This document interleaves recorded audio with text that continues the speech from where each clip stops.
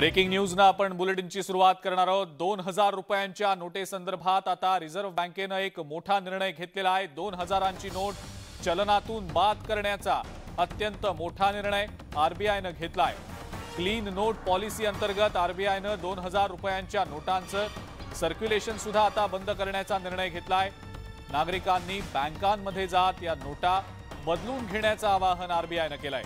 30 September पर्यंत 2000 रुपयांच्या नोटा नागरिकांना बदलून मिळतील। 23 मे 2023 पासून नागरिकांना बँकेत 2000 रुपयांच्या नोटा जमा करता येणार आहेत। एका वेळेला नागरिकांना 20,000 रुपयांपर्यंतच्याच 2000 रुपयांच्या नोटा बदलून मिळतील। तसंच बँकांनी आतापासूनच 2000 रुपयांच्या नोटा देणं बंद करावं असे आदेश सुद्धा आरबीआयने आता दिलेले आहेत। 2000च्या नोटांची छपाई आता बंद होणार असल्याचं आरबीआयने स्पष्ट केलंय। त्यामुळे आता या 2000च्या नोटा आरबीआय परत घेणार आहे।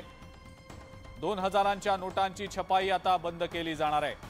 23 मे ते 30 सप्टेंबर पर्यंत नोटा बँकांमध्ये जमा करण्यासाठीची मुदत आरबीआयने दिलेली आहे।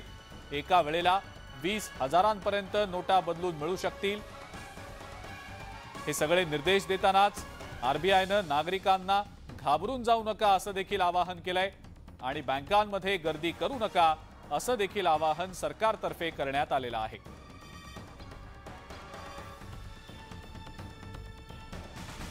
The withdrawal of the 2000 rupee notes from circulation. They say that it will be legal tender up till September. The question here is, what has the government achieved by introducing the 2000 rupee note?